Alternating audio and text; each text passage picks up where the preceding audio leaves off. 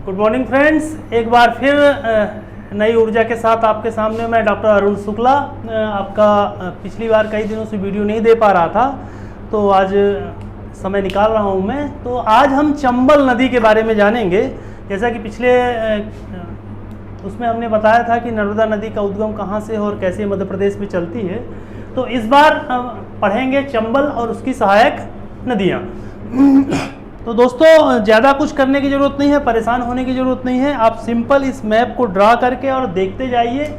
ये मैं मैप के ऊपर फिर से लाइन चलाऊंगा, आपको गौर करना है। ये मध्य प्रदेश का मैप है, ये वाला जो डार्क है इससे मैं कर रहा हूँ। देखिएगा, ये मध्य प्रदेश का मैप है, जहाँ जहाँ पेंसिल चल रही है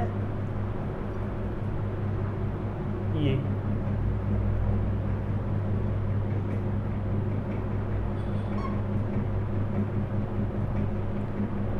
मोटा करने के लिए थोड़ा सा कर रहा हूँ, लाइन ओवरलैप हो रही, तो इसको माइंड मत करिएगा, जिससे कि ये पता चल जाए कि आपका मध्य प्रदेश कहाँ से कहाँ तक है। चलिए, तो ये मध्य प्रदेश का मैप है और चंबल नदी से हम शुरू करेंगे। तो सबसे पहले इसको 3-4 पार्ट में लेंगे। चंबल नदी, कोई भी नदी हम शुरू करेंगे तो उसका ओरिजिन कहाँ पे है, उत्पत्ति कहाँ से हो रही है और कहाँ जाकर के वो किस नदी में मिल रही है। दूसरा, उसकी सहायक नदियाँ कौन कौन सी हैं। तीसरी चीज़ हम देखेंगे कि अगर कहीं रास्ते पे जलप्रपात या कोई भी सागर या और कोई अगर कुछ बनाती है वो जलप्रपात वगैरह, तो उसके बारे में गौर करेंगे। और इसके बाद जो उसकी सहायक नदियाँ हैं उनमें क्या विशेषता है और किन किन शहरों से होकर बहती है। बस मोटी मोटी चीज़ें ध्यान देना, परेशान होने की ज़रूरत नहीं होगी।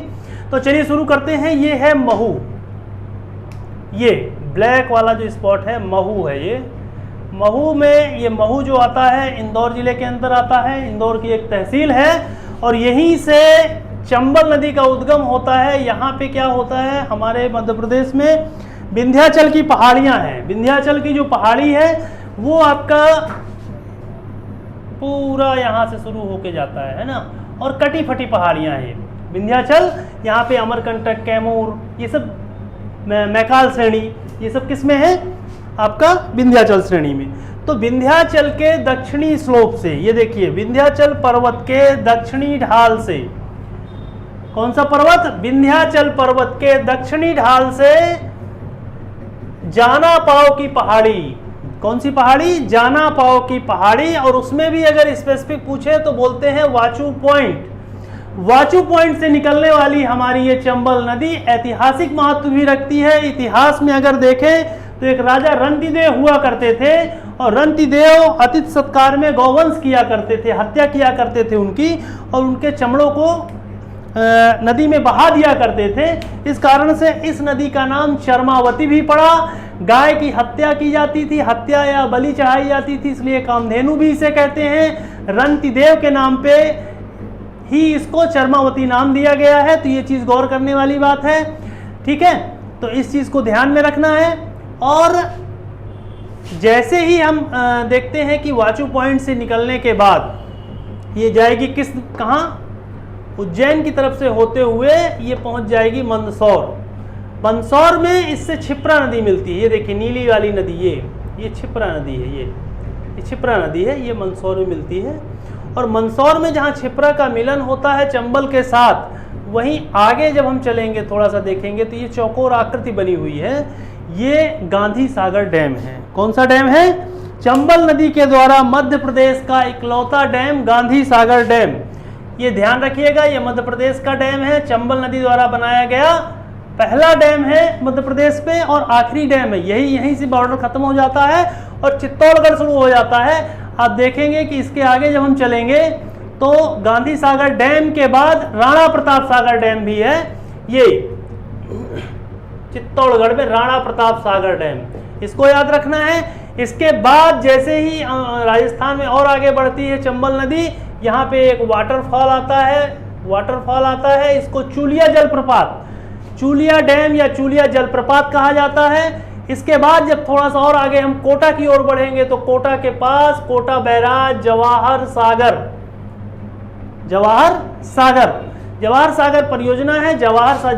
हमारे प्रधानमंत्री जवाहरलाल नेहरू के नाम पर थी। तो ये कोटा में जवाहर सागर डैम। तो 3 डैम हो गए क्रमशः, गांधी सागर, राणा प्रताप और जवाहर सागर। जवाहर सागर से जब थोड़ा सा आगे जाएंगे तो इसी की एक सहायक नदी है, कौन सी बताइए? काली सिंध। ये देखिए काली सिंध। काली सिंध नदी बागली गांव कहां से निकलती है? देवास से। छिप्रा इंदौर जिले के काकरावर्दी से निकलती है, उसके बगल में देवास है, देवास के बागली गांव से काली सिंध नदी निकलेगी। काली सिंध निकल करके और कोटा के आगे एक नोनेरा जगह है, वहां पे जाके चंबल से मिल जाती है। इसके बाद एक दूसरी बगल में सीहोर जिला, सीहोर जिला से पार्वती नदी निकल रही है। पार्वती नदी निकल करके कहां जा रही है? ये भी आगे जा करके और पालिया गांव, सवाई माधोपुर एक जिला है, सवाई माधोपुर के पालिया गांव में मिलती है। इतना डिटेल पे नहीं जाना है पर थोड़ी सी जानकारी के लिए। और सबसे जो इम्पोर्टेंट पॉइंट है, यहाँ पे राजस्थान में प्रवेश करते समय मध्य प्रदेश का कौन सा जिला था? जिला था मंदसौर। और जैसे ही ये राजस्थान को छोड़ती है और इंटर करती है फिर से मध्य प्रदेश में, तो जिला आ जाता है श्योपुर। कई बार ये प्रश्न पूछा गया है कि राजस्थान में जब इंटर करती है तो कौन से जिले को छोड़ती है, और जब मध्य प्रदेश में पुनः प्रवेश करती है तो कौन से जिले से प्रवेश करती है। और इस चीज को ध्यान रखना है कि ये एक मध्य प्रदेश की अकेली नदी है जो मध्य प्रदेश में 2 बार इंटर कर रही है। एक बार देखिए यहाँ से बाहर निकली और दोबारा फिर यहाँ से प्रवेश करके ये नीली रंग में यमुना नदी है। यमुना नदी के पास इटावा, इटावा में बिठौली पंचनद बनाती है, 5 नदियों का संगम है, उसका भी डिटेल आगे बताएंगे हम। तो पार्वती नदी है, जैसे इसको निर्विघ्ना, मेघदूत जो किताब है, मेघदूत में इसका वर्णन है, निर्विघ्ना या पारा कहा जाता है, पार्वती को सीहोर से निकलती है। तो ये इस चंबल और चंबल की सहायक नदियों के बारे में हमने जाना है। अब थोड़ा सा कुछ 1-2 पॉइंट्स हैं जो जानने जरूरी हैं कि मध्य प्रदेश के जब भी ये बॉर्डर पे, एमपी और राजस्थान के बॉर्डर पे ये 216 किलोमीटर लगभग चलती है, और एमपी और यूपी के बॉर्डर पे ये लगभग 112 किलोमीटर चलती है। तो इस चीज़ को ध्यान में रखना है, ये कभी कभी पूछ लेता है। चंबल नदी की लंबाई कितनी है? 965 किलोमीटर। और अगर मध्य प्रदेश में बात करें, कभी कभी मध्य प्रदेश में पूछ लेता है, तो आप देखेंगे 320 किलोमीटर। छिप्रा की लंबाई टोटल 195 है, थोड़ी सी जानकारी रखना है। छिप्रा की जो उत्पत्ति होती है, इंदौर में एक राला मंडल है। कभी अभी 2-3 बार यह प्रश्न पूछा गया है कि छिप्रा की उत्पत्ति कहां से होती है? राला मंडल से। और इसको सोमवती या अवंती भी कहा जाता है, चूंकि ये उज्जैन में जाती है। और उज्जैन में इस नदी के किनारे 2 महत्वपूर्ण घाट बने हुए हैं। कौन कौन से? त्रिवेणी घाट और राम घाट। बार बार पूछा गया प्रश्न है कि त्रिवेणी घाट कहां पर है, किस नदी पर है? उज्जैन में है, छिप्रा नदी पर है। राम घाट छिप्रा नदी पे है और इसके बाद उज्जैन जगह पे है। ठीक है, तो इसको याद रखना है। इसको और हम सलीला भी बोलते हैं। सलीला किसका नाम है? छिप्रा का नाम है। मालवा की गंगा भी कहलाती है। तो ये सारी छोटी छोटी चीजें हैं जो हमें आनी चाहिए और यही परीक्षाओं में जनरल उसमें पूछी जाती हैं। अब इसके बाद जो थोड़ा सा समझने वाली बात यह है कि जब भी हम किसी नदी के बारे में बात करते हैं तो हमें डायरेक्शन उसका ध्यान देना बहुत जरूरी है। तो आप देखेंगे कि इधर ये राजस्थान की तरफ जा रही है, मतलब उत्तर पश्चिम की ओर से बहते हुए शुरू हो करके, और लास्ट में भी ये चित्र थोड़ा सा वो बना है, लास्ट में भी ये फिर से दक्षिण की ओर घूम जाती है और फिर मिलती है।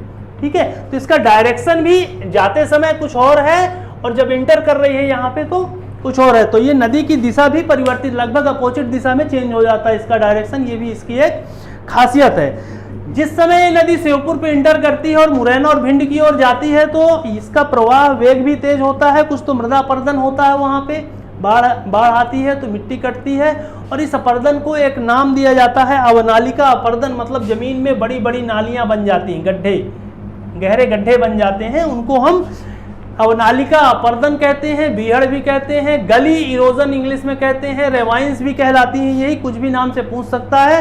अपर्दन शब्द आता है। मध्य प्रदेश में कौन सी नदी सबसे ज्यादा अपर्दन करती है? तो हम बताएंगे चंबल नदी।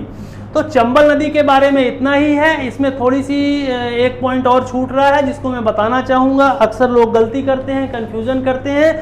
मंदसौर जिले में देखिए छिप्रा और ये इसका मिलन हो रहा है चंबल नदी का।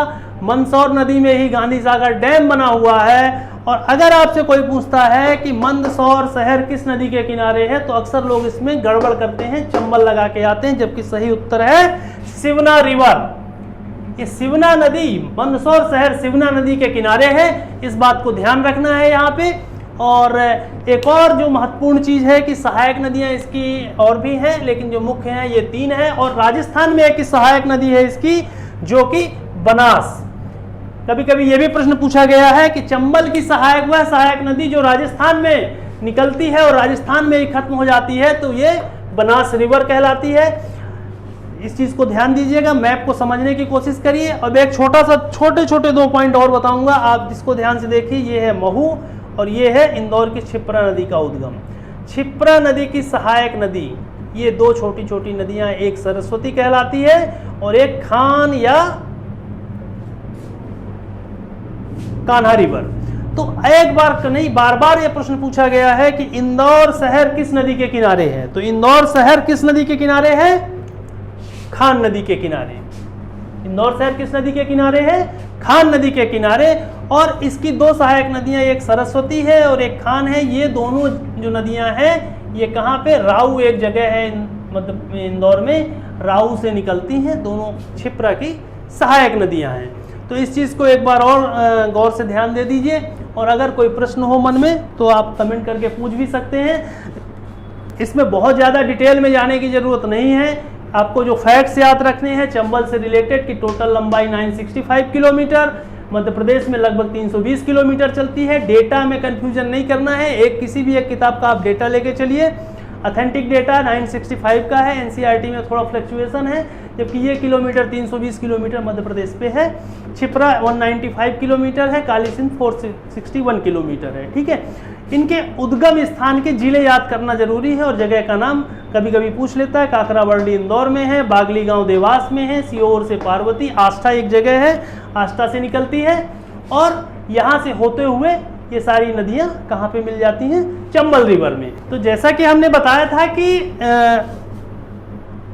इटावा से 38 किलोमीटर दूर बिठौली पंचनद, ये भी कई बार प्रश्न पूछा गया है कि जो पंचनद है, पंचनद मतलब 5 नदियों का संगम स्थल है। 5 नदियों में कौन कौन सी नदियां हैं? एक तो ये देखिए चंबल आ ही रही है। चंबल किसके साथ मिल रही है? यमुना के साथ। तो यमुना पहली हो गई, चंबल दूसरी हो गई, तीसरी नदी है कुआरी, चौथी सिंधु, 5वीं पाहुज। ये 3 नदियां और मिल जाती हैं तो पंचनद का निर्माण करती हैं। इसको ध्यान देने की जरूरत है, कभी कभी पूछ लेता है इनमें से कौन से पंचनद का भाग नहीं है या कौन सी नदियां पंचनद बनाती है, इसको मालूम रहना चाहिए। चूलिया डैम के बारे में एक छोटी सी जानकारी और है, चित्तौड़गढ़ के पास है चूलिया डैम। भैंस रोडगढ़ एक जगह है, कौन सी? भैंस रोडगढ़ एक जगह है। चूलिया की हाइट कितनी है? 18 मीटर, 18 मीटर उनका जलप्रपात है ये। और कहाँ पे है? राजस्थान में। किस नदी पे? चंबल नदी पे।